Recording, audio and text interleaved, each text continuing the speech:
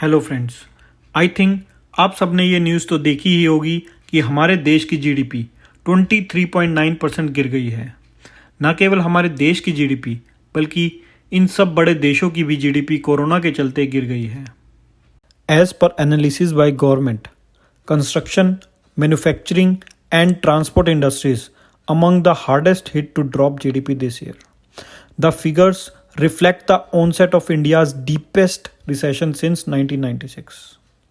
अब ये तो हो गई बात कि हमारी जीडीपी गिर गई है, पर क्या आप जानते हैं जीडीपी होता क्या है और कैसे किसी देश की इकोनॉमी जीडीपी के बेसिस पर कैलकुलेट की जाती है? अगर नहीं तो ये वीडियो आपके लिए बहुत हेल्पफुल होगी to understand GDP with very simple examples. I request, अगर आपको मेरी ये वीडियो अच्छी लगे तो please share and subscribe my channel. आइए शुरू करते हैं। जीडीपी किसी भी देश की इकोनॉमी के बारे में अगर बताना हो तो वो जीडीपी के माध्यम से बताया जाता है। जीडीपी मतलब ग्रोस डोमेस्टिक प्रोडक्ट। देश में हर साल प्रोड्यूस होने वाले सारे फाइनल गुड्स और सर्विसेज को मिलाकर जो कीमत होती है वो जीडीपी होती है। सारे गुड्स एंड सर्विसेज यानी स्मार्टफोन्स, कार्स, कॉलेज की पढ़ाई की fees, steel, apple, music downloads etcetera, इन सब की कीमत मिलाकर जीडीपी की वैल्यू बनती है। जीडीपी में केवल उन गुड्स और सर्विसेज को इंक्लूड किया जाता है जो उस देश में बने हों। मतलब अगर कोई प्रोडक्ट बनाने में इंपोर्ट किया हुआ सामान लग रहा है तो वो जीडीपी में कैलकुलेट नहीं होगा, only produce with in country. मान लीजिए कोई एक कार इंडिया में बनती है और लंदन में एक्सपोर्ट होती है तो उस कार की कीमत जीडीपी में इंक्लूडेड होगी। वहीं अगर कोई कार लंदन में बनती है और इंडिया में बेची जाती है तो उस कार की कीमत जीडीपी में इंक्लूडेड नहीं होगी।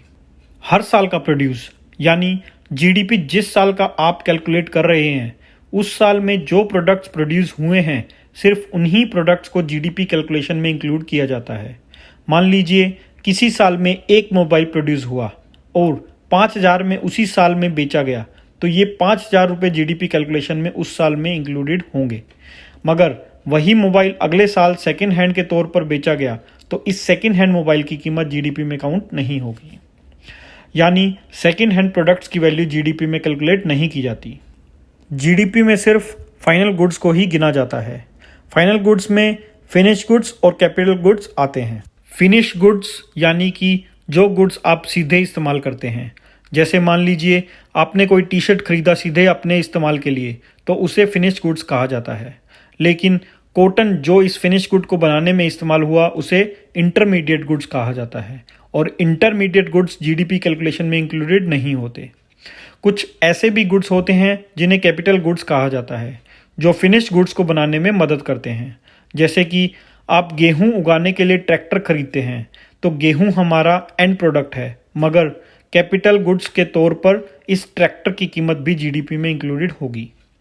तो जीडीपी को डिटेल में समझने के बाद आप समझ सकते हैं कि कैसे जीडीपी आपको किसी भी देश की इकोनॉमी के बारे में बता सकती है। जितना इजी ये समझने में लगता है उतना ही डिफ़िकल्ट है जीडीपी कैलकुलेट करने में और एग्जैक्ट फिगर बताने में। आइए जानते हैं क्या ड्रॉबैक्स हैं जीडीपी नंबर के। पहला है कैलकुलेशंस अंडरग्राउंड इकोनॉमी को गिनती में नहीं लिया जाता। मतलब जो इनकम रिकॉर्ड नहीं होती लाइक कैश और एक्सचेंज ऑफ गुड्स, ये सब कहलाती है अंडरग्राउंड और ये जीडीपी में नहीं कैलकुलेट होते और इन्हीं को ब्लैक मनी ट्रांजैक्शन कहा जाता है। आपने सुना होगा कोई प्रॉपर्टी लेने जाओ तो ब्लैक और वाइट का पैसा, तो ब्लैक का पैसा वही होता है जो रिकॉर्ड्स में नहीं दिखाया जाता, तो ये भी हमारी जीडीपी में कैलकुलेट नहीं होता, पर असलियत में उस पैसे की ट्रांजैक्शन तो हुई है। इसी की वजह से जीडीपी करेक्ट वे में कैलकुलेट नहीं की जा सकती। दूसरा है नॉन मार्केट प्रोडक्शन को गिना नहीं जाता। मान लीजिए आप खुद के लिए खेती करते हो, इसमें एंड प्रोडक्ट तो है पर इसको जीडीपी में नहीं गिना जाता क्योंकि ये आप अपने लिए यूज़ करते हो और इसका भी कोई रिकॉर्ड नहीं है मार्केट प्रोडक्शन। तो ये सब ड्रॉबैक्स हैं जीडीपी कैलकुलेट करने के। अभी आपने देखा हमारे देश की जीडीपी कितनी गिर गई। इसका सबसे बड़ा रीज़न रहा कोरोना वायरस। इसकी वजह से ना कोई फैक्ट्री चल रही है, ना कोई वर्कर वर्क कर रहा है, ना कोई ट्रांसपोर्ट चल रहा है और ना ही कोई नई कंस्ट्रक्शन हो रही है। सब कुछ बंद है। तो जीडीपी गिरना तो स्वाभाविक ही है।